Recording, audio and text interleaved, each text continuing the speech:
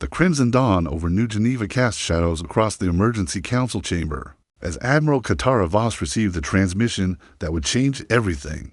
The holographic display flickered to life, revealing the angular features of Dr. Meridian Kane, Earth's foremost xenobiologist. His face haggard from 72 hours without sleep. "Admiral, we've confirmed it." Kane's voice cracked with exhaustion and barely contained rage. The plague that decimated Sao Paulo, Mumbai, and Lagos wasn't natural. It's engineered, alien engineered.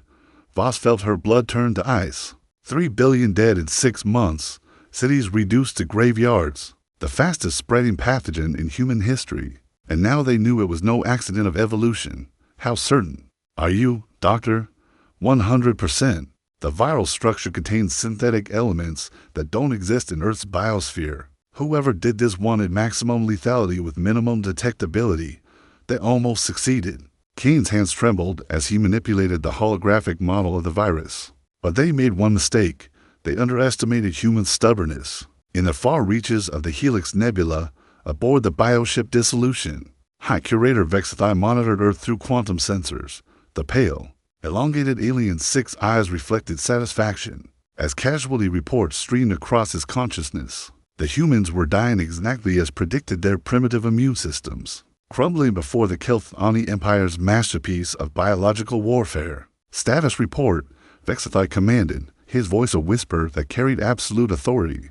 "Target population reduced by 37%, reported his subordinate, Low Curator Naxville.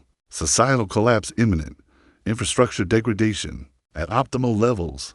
HFY's lipless mouth curved in what might have been a smile. The Kelthani had perfected this technique across 17 worlds. First, the plague. Then, when the survivors were weak and desperate, the rescue ships would arrive offering salvation in exchange for servitude. Another species would join the Empire's vast collection of slave races, prepare the harvest fleets. HFY ordered, "By the time we arrive, they'll beg us to save them." But in the underground laboratories of the Coalition Defense Force, humanity was not begging, they were working. Dr. Kane led a team of the world's brightest minds in a desperate race against extinction. Sleep was a luxury none could afford. Food was consumed at workstations. Personal hygiene became secondary to survival. "The viral RNA contains a signature," announced Dr. Yuki Narasaki, her eyes red-rimmed but blazing with determination, "a genetic fingerprint of its creators. If we can isolate it, we can synthesize a targeted biological agent," finished Dr. Bomani Okafor, the brilliant Nigerian geneticist who'd lost his entire family to the plague. His voice carried a coldness that hadn't been there before the outbreak.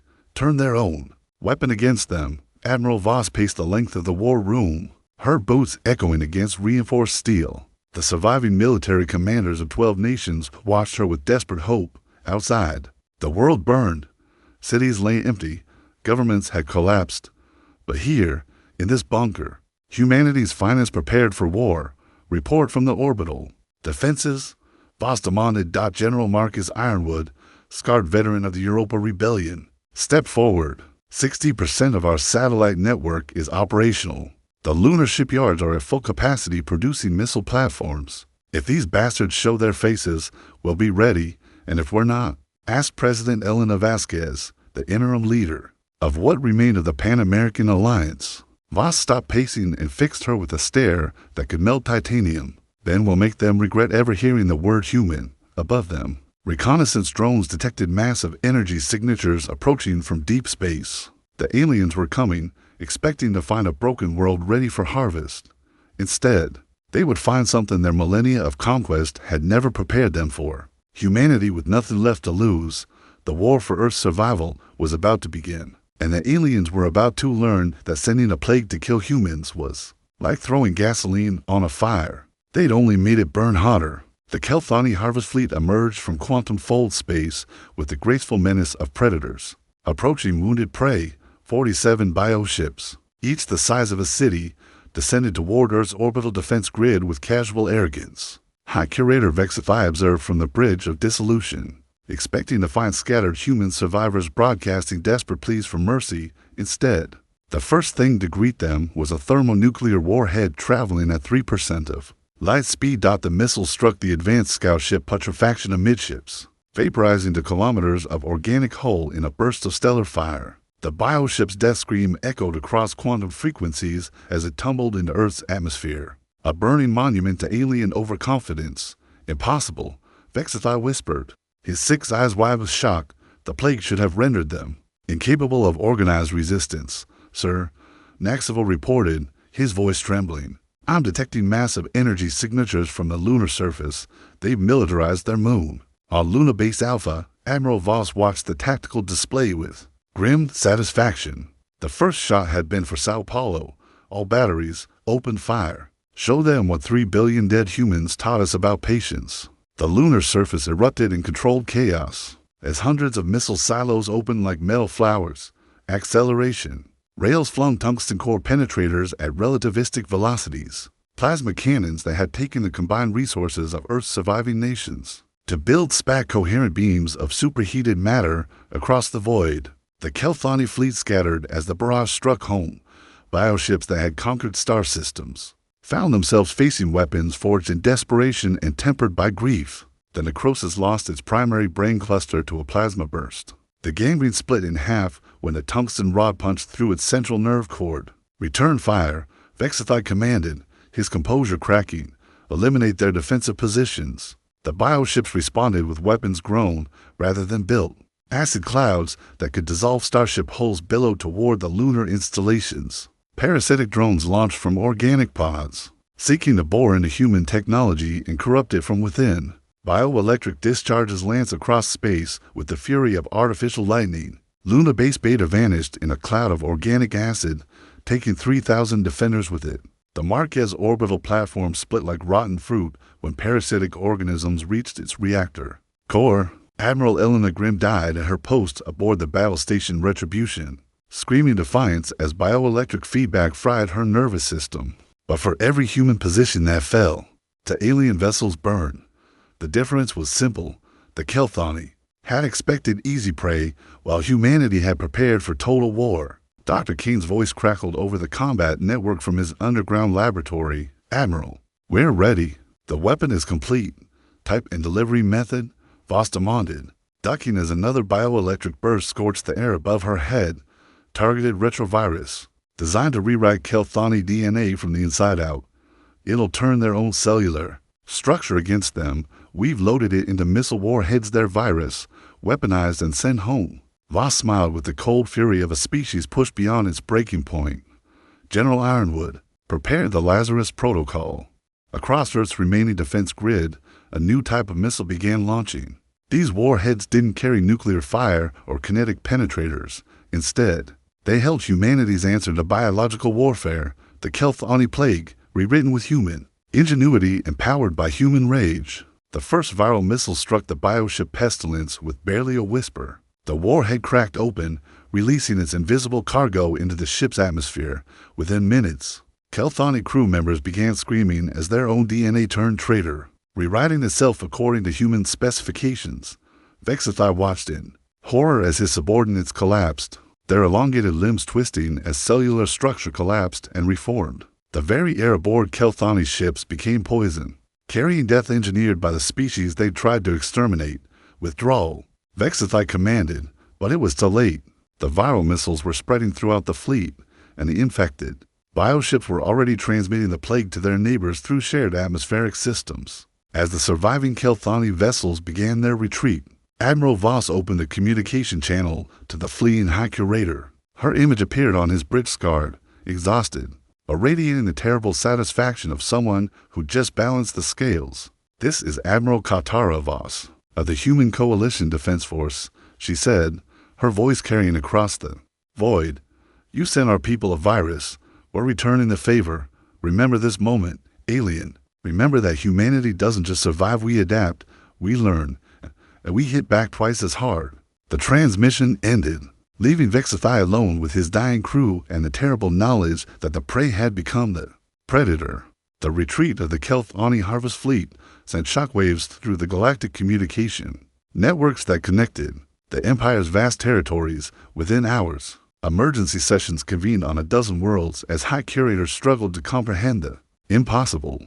A primitive species had not only survived their perfect plague, but weaponized it for counterattack. On the capital world of Kelthani Prime, Supreme Curator Zixathara reviewed the battle reports with mounting rage. Her ancient form, kept alive for 3 millennia through biological engineering, trembled with fury as she watched recordings of bioships dying from their own plague. Unacceptable. She hissed, her voice carrying the authority of eons. No prey species has ever turned our gifts against us. These humans represent a fundamental threat to imperial doctrine. High Curator Mork Sigith, veteran of 50 conquests, prostrated himself before the Supreme Curator, the survivors of the harvest. Fleet report that human technology incorporates principles unknown to our science. They have somehow learned to reverse engineer our biological weapons within months of first exposure. Then we underestimated them. Zixathara's massive form shifted, revealing cybernetic implants that interface directly with her nervous system. Assemble the warcast. If these humans wish to escalate beyond simple conquest, we will show them why the Kelthani Empire has endured for 10,000 years. Meanwhile, in the shattered remains of Earth's cities, humanity celebrated its first victory against the alien invaders. But Admiral Voss knew better than to mistake a single battle for victory in a war. The viral counterattack had bought them time, not triumph. Casualty reports. She demanded as emergency coordinators scrambled around the command center. Luna Base Beta is gone, complete loss. Orbital Platform 7 is salvageable, but critically damaged. Overall, we lost 43% of our defensive capability in the first engagement, reported Colonel Diana Ashworth, her left arm in a biocast from the recent battle. Dr. Kane materialized via hologram, his laboratory now operating from a bunker to kilometers beneath the Swiss Alps. Admiral, we have a problem. The viral weapon is losing effectiveness. The surviving Kelthani ships have begun adapting to our modifications. Their biological systems are literally evolving countermeasures in real time. How long before it's completely ineffective? At current rates, 72 hours, maybe less. These aliens have biological technology we can barely comprehend. They're treating our virus like we'd treat a software patch, analyzing it, understanding it, then coding immunity into their genetic structure. President Vasquez joined the conference from her mobile command post in the ruins of Mexico City. Admiral, our intelligence network is picking up massive fleet movements throughout alien space. This isn't just the Kelthani anymore. They're calling in allies. The implications hit Voss like a physical blow. Humanity had bloodied one alien species and proven they wouldn't go quietly into extinction. The response would be total annihilation. Dr. Kane, what other weapons can we develop from the biological samples we captured? I need more time to. We don't have time. Voss slammed her fist against the tactical display. They're coming, back with everything they have, and our one advantage is evaporating by the hour. General Ironwood stepped forward, his scarred face grim with determination. Then we make them pay for every light second of space between here and wherever they came from. The orbital shipyards have been working around the clock. We've got new missile platforms, kinetic bombardment systems, and something the engineers are calling Project Damocles. What's Damocles? Humanity's first planet killer. Ironwood's smile held no warmth. If they want to exterminate us, they'll have to come close enough for us to take them with us. 3 days later, the combined fleets of 6 alien species emerged from quantum fold space. The Kelthani had called upon ancient alliances, summoning the crystalline warships of the Vexel Collective, the energy beings of the Null Syndicate, and the machine warriors of the binary hegemony. Together, they represented the combined military might of half the galaxy. Admiral Voss studied the tactical display with the calm of someone who'd already accepted death.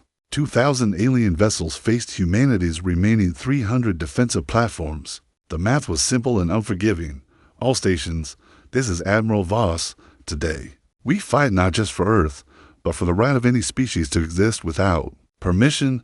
They came to harvest us. They came to turn us into slaves. Instead, they're about to learn that humanity doesn't just die, we take our enemies with us. The alien fleet began its approach, weapons charging with the collective fury of 6 civilizations. But as they closed distance with Earth's orbital defenses, long-range sensors detected something that made even veteran commanders pause in confusion. Every human missile platform, every defensive station, every orbital weapon was broadcasting the same signal, not a surrender, not a plea for mercy, but a simple message that chilled alien blood across 6 different biologies.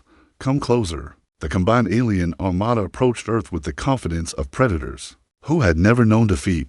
Supreme Curator Zixathara commanded from the massive bioship Eternal Hunger, a vessel that had personally overseen the extinction of 4 to 7 species. Beside her, Construct Prime 77,743 of the binary hegemony calculated optimal firing solutions, while the crystalline Admiral Vex Hulik prepared his energy cannons, maintained formation. Zixathara commanded across the multi-species communication network. These humans demonstrated cunning in their first encounter, but cunning cannot overcome numerical superiority of this magnitude. What the aliens didn't anticipate was that humanity had spent the 3-day reprieve doing more than building weapons. They had been learning, adapting, and preparing to demonstrate why Homo sapiens had clawed their way to the top of Earth's food chain. Admiral Voss watched the alien approach from her new command center, aboard the orbital fortress Thermopylae, named for another battle where overwhelming odds met desperate determination. Around her, the greatest military minds Earth had ever produced worked with the focused intensity of a species facing extinction. Passive sensor sweep complete, reported Captain Yolanda Reeves, the former submarine commander who'd become humanity's foremost expert in void warfare. I count 2,037 enemy vessels, but they're maintaining a tight formation. Classic mistake. Explain, Voss ordered, though she already suspected the answer. They're thinking like conquerors, not like warriors. That formation is perfect for intimidation and orbital bombardment, but it creates a target-rich environment for concentrated fire. They expect us to scatter and run. Dr. Kane's voice crackled. Over the communication system, Admiral, Project Prometheus is ready. We've weaponized every sample of alien biotechnology we captured. Their own biological systems are about to become their worst enemy. The first phase of the battle began at maximum range as alien vessels opened fire with weapons that had conquered star systems. Crystal beams that could shatter moons lanced toward human positions. Bioelectric storms capable of frying entire cities rolled across the void. Machine precision particle beams sought to dissect human defenses with surgical accuracy. Luna Base Gamma vanished in a burst of crystalline fire, taking Admiral Elena Santos and 3,000 defenders with her. The orbital platform Vendetta split apart when Kelthani acid pods breached its hull. The battle station Fury managed to return fire for 37 seconds before binary hegemony precision beams carved through its reactor core. But for every human position that died, it died fighting. Point defense systems that had never been tested in combat performed beyond specifications. Titanium steel hulls that should have crumpled absorbed punishment, that would have destroyed traditional starships. Most importantly, human crews fought with the desperate fury of a species that had nothing left to lose. Phase 2. Admiral Voss commanded. Across Earth's remaining defensive grid, a new type of warfare began. The humans had learned from their first encounter with alien biology, and Dr. Kane's laboratories had produced weapons that turned the Empire's greatest strength into a critical weakness. Prometheus missiles began launching from concealed positions throughout the solar system. These weren't kinetic kill vehicles or nuclear warheads. Instead, they carried payloads designed to exploit the biological integration that made alien technology so formidable. The first missile struck the Kelthani battleship decomposition. Instead of exploding, it released a cloud of nanoscale organisms that had been reverse-engineered from captured alien samples. Within minutes, the bioship's organic hull began consuming itself, cellular structures rewriting their own programming under human direction. Construct Prime 77,743 watched in digital horror as his machine warriors began malfunctioning. The Prometheus nanoorganisms had found interfaces between organic and mechanical systems, corrupting both with terrifying efficiency. Binary hegemony dreadnoughts that had conquered worlds for 3 millennia turned their weapons on their own allies as human-designed viruses hijacked their targeting systems. Impossible. Admiral Vex Hulik transmitted across crystalline communication networks. No species develops countermeasures this rapidly. The learning curve violates all known parameters of technological advancement. Supreme Curator Zixathara felt fear for the first time in 3 centuries, as her own vessel shuddered under assault from its own biological systems. They're not just adapting our technology, they're improving it. These humans are weaponizing evolution itself. The alien formation began to collapse as vessels turned on each other under human manipulation.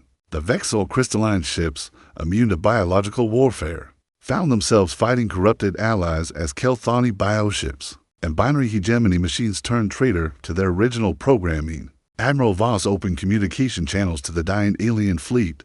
You wanted to harvest us. You wanted to turn us into slaves, but you made one critical error in your calculations. You assumed we'd fight like prey. Instead, we're fighting like humans, and humans are the most dangerous predators this galaxy has ever seen, as alien vessels continue corrupting each other under human influence. Vexthara made a decision that would doom millions. All vessels implement protocol extinction. If we cannot harvest this world, we will ensure nothing survives to threaten the Empire. The remaining alien vessels began converging on Earth itself, weapons charging for planetary bombardment. They would glass the surface, boil the oceans, and ensure that humanity's defiance ended in complete annihilation. But as they approached the planet, long-range sensors detected massive energy signatures building beneath Earth's surface. Project Damocles was coming online, and the aliens were about to discover that threatening humanity's homeworld was the final mistake they would ever make. The approach of the alien fleet toward Earth triggered defensive systems that had been built in the desperate months following the plague, hidden beneath Earth's crust. Massive installations that had consumed the combined industrial output of humanity's surviving nations began powering up with the fury of barely contained stars.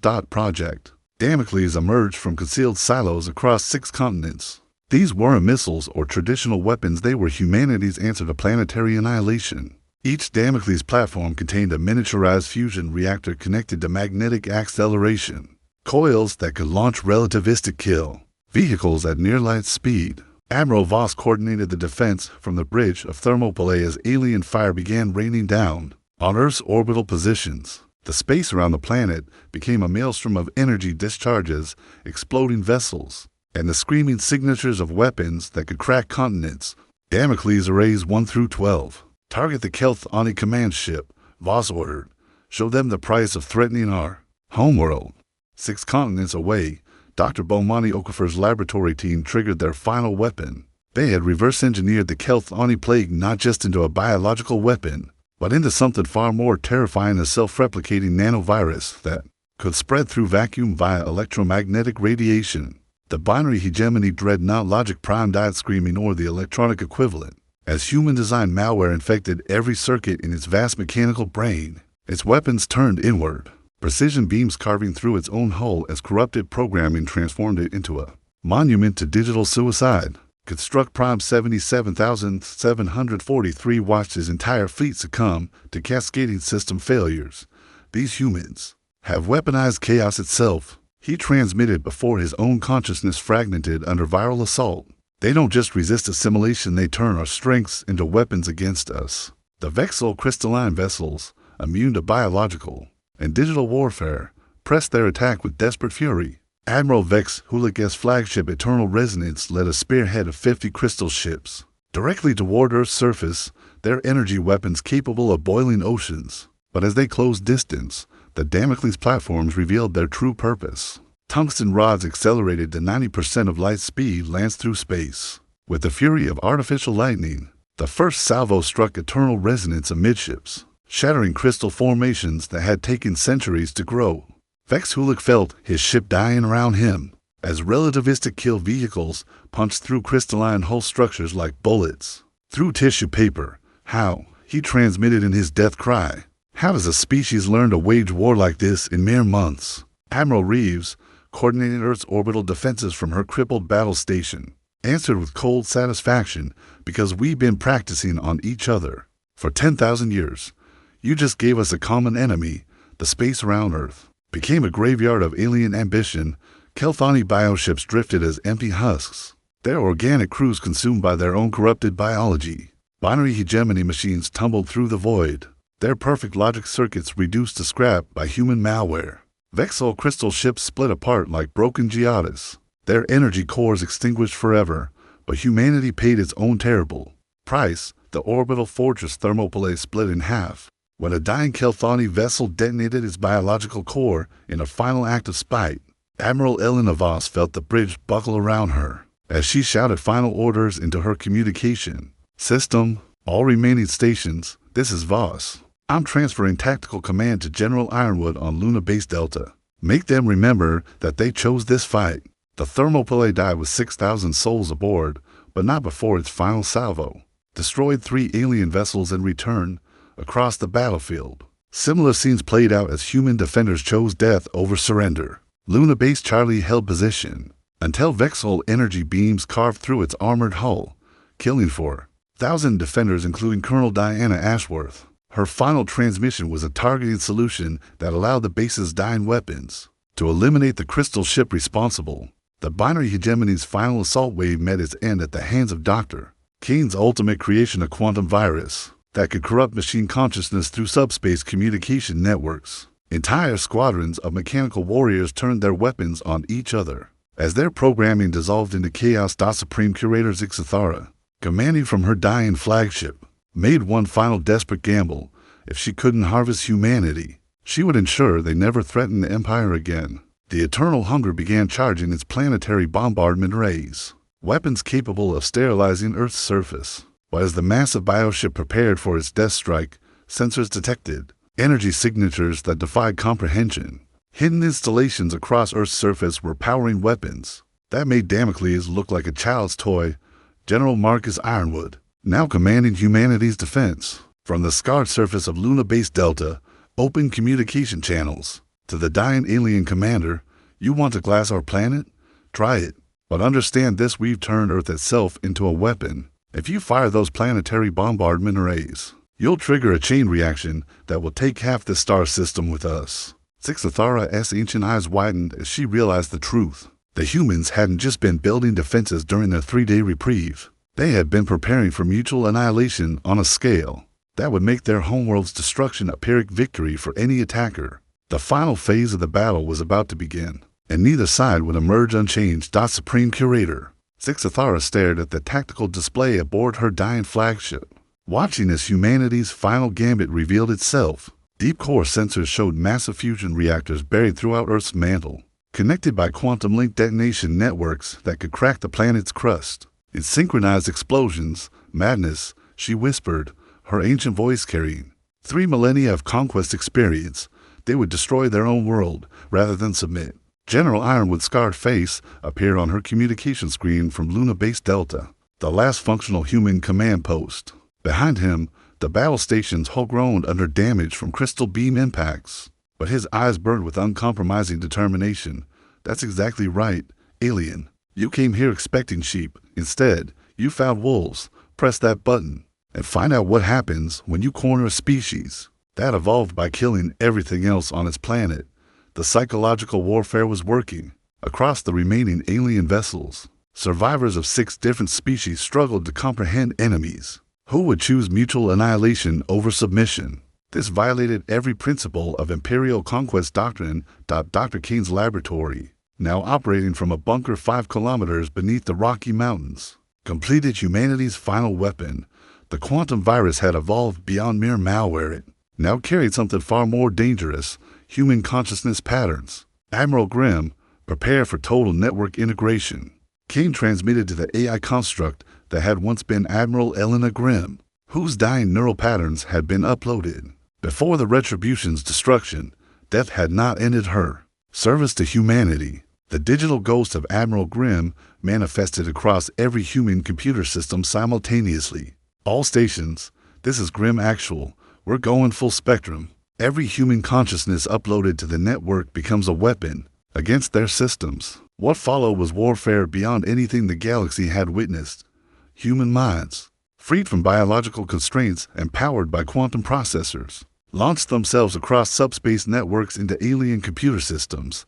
They brought with them not just malware, but the fundamental human capacity for creative destruction. Construct Prime 77,743's final backup consciousness screamed as Admiral Grimm's digital ghost invaded the binary hegemony's primary data core. She didn't just corrupt their systems, she rewrote their entire operational philosophy, turning machines designed for conquest into instruments of chaotic rebellion. You want to understand humans? Grimm's voice echoed through every alien communication channel. We're the species that looked at fire and said, I can use this. We looked at diseases and turned them into vaccines. We looked at the atom and split it for power. Now we've looked at death itself and decided it won't stop us from fighting. The Vexol crystalline vessels, previously immune to digital warfare, found themselves under assault from attacks that operated on quantum frequencies. Human consciousness, unbound by physical form, began infiltrating their energy-based communication systems. Admiral Vex Hulik felt his ship's crystal matrix corrupting. As human thought patterns introduce chaos into ordered structures, impossible. Consciousness cannot exist in pure energy without what? Interrupted Captain Yolanda Reeves, her mind now distributed across a dozen quantum processors. Without a body, we left those behind. Without biological support, we never needed it. You aliens never understood what makes humans dangerous. We adapt faster than you can kill us. The tide of battle shifted as humanity's uploaded dead joined the fight. 3 billion plague victims, their final moments preserved in quantum storage, manifested as weapons of digital vengeance. The aliens found themselves fighting not just human survivors, but human memories, human rage, and human refusal to accept extinction. Ixathara watched her 1,000-year empire crumble as human consciousness spread through the galactic communication networks like wildfire. Every conquered species suddenly found their slave collars malfunctioning. Every imperial governor discovered their biocomputers rebelling. Every Kelthani world faced the impossible prospect of their own technology turning against them. Retreat, she commanded, but the word tasted like ash. Full withdrawal to imperial space. Quarantine all systems that contacted the human network, but it was too late. The quantum virus had already spread beyond containment, carrying human consciousness to every corner of the empire. For the first time in 10 millennia, slave species across the galaxy heard a simple message that shattered their conditioning. You don't have to obey. You can fight back. We'll show you how. General Ironwood's transmission reached the fleeing alien survivors. This is humanity's final message to your empire. You sent us a plague thinking we'd die quietly. Instead, you've created something that will hunt you across every star system in the galaxy. We are coming. For you, all of you. As the last alien vessels limped away from Earth's orbital space, humanity faced the aftermath of a war that had cost them everything and given them something unprecedented. They had not just survived extinction, they had evolved beyond it. The final battle for Earth was over, but the war for galactic freedom had just begun. 6 months after the Battle of Earth, the galactic balance of power had shifted beyond recognition. The Kelthani Empire, supreme for 10,000 years, found itself fighting desperate defensive actions across 100 worlds. As slave species rose in coordinated rebellion, Admiral Kataravas stood in the command center of humanity's first interstellar warship, the Lazarus. Constructed from salvaged alien technology and powered by human ingenuity.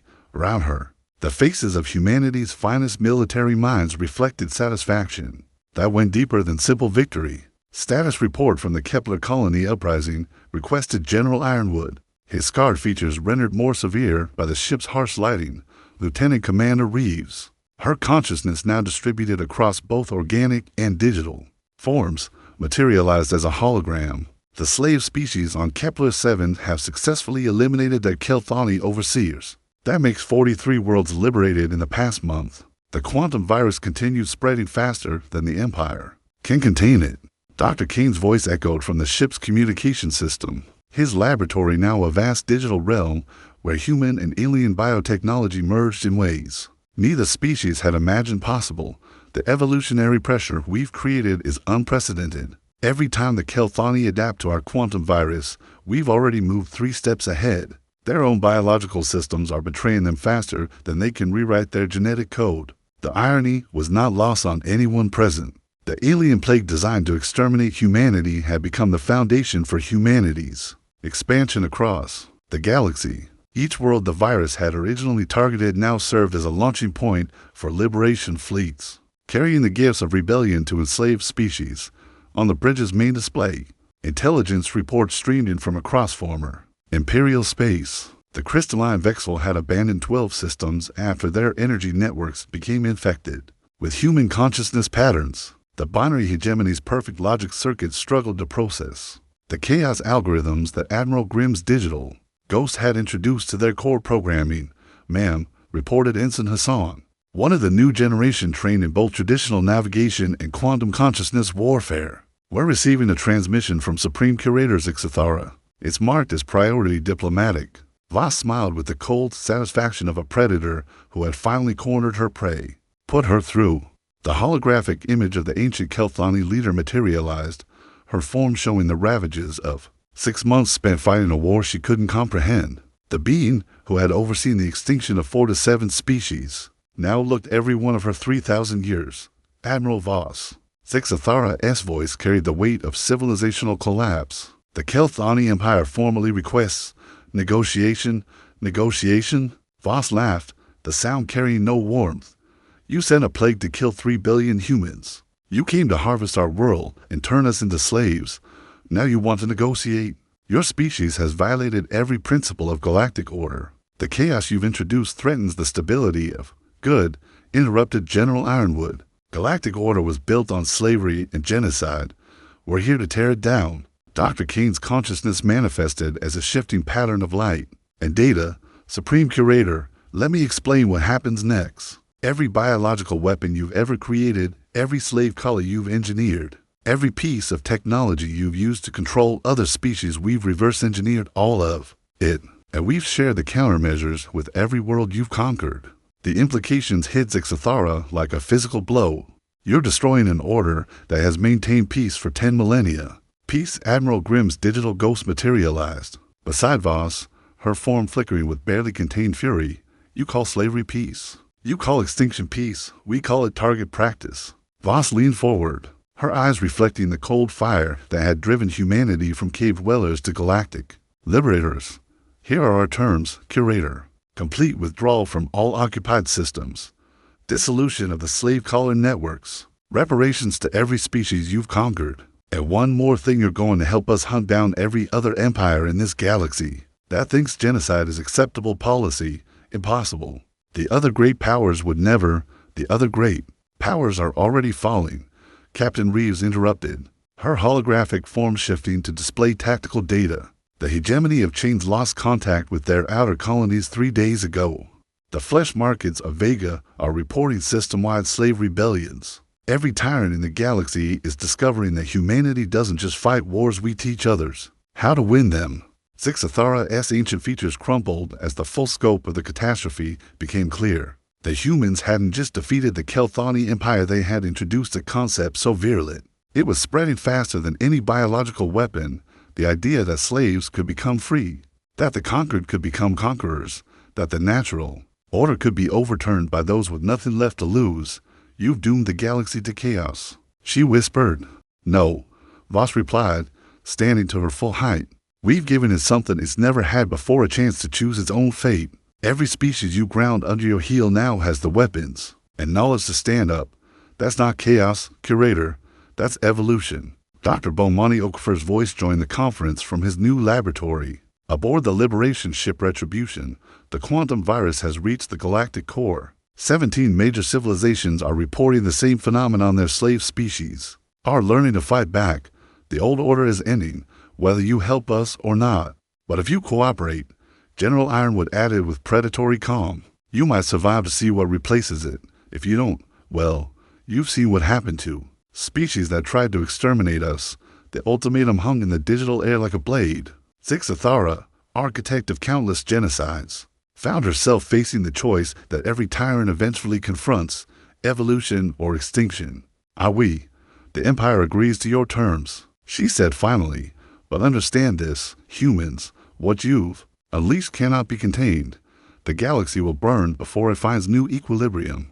Good. Admiral Voss smiled with the satisfied expression of someone who had just rewritten the fundamenta laws of galactic civilization. Fire burns away the diseased and dead, leaving room for new growth. Your empire spent 10,000 years proving that some things deserve to burn. As the communication ended, Voss turned to address her command crew, humans, uplifted A's, and representatives of newly liberated species working together as equals rather than masters. And slaves, ladies, gentlemen, and digital entities, she announced, we have a galaxy to free. Launch the liberation fleets. Every world still under imperial control gets to learn the lesson we taught Earth, that the choice between freedom and death isn't really a choice at all. The Lazarus and her sister ships began their jump to hyperspace, carrying with them the most dangerous weapon the galaxy had ever seen: the human refusal to accept that things had to be the way They'd always been. Behind them, Earth rotated peacefully. In its orbit, scarred but unbroken, humanity's homeworld bore the marks of battle. But it had survived. More importantly, it had evolved. The species that had once looked up at the stars and wondered if they were alone had become the species that looked up at the stars and decided which ones needed liberation. In the depths of space, quantum transmissions carried a simple message to every enslaved world, every conquered species, every being that had ever been told they were worthless. This is humanity. We received your signal. We're coming. Hold on just a little longer. The age of galactic empires was ending. The age of galactic freedom had begun, and it had started with a single, incontrovertible truth that humans had learned in the smoking ruins of their plague-ravaged cities. They had sent a virus to Earth. It came back in a missile shell, and it was going to keep coming back until every slave collar in the galaxy was nothing but scrap metal and every tyrant was nothing but a cautionary tale about what happens when you underestimate the species that turn survival into an art form. The galaxy would never be the same, and that was exactly the point.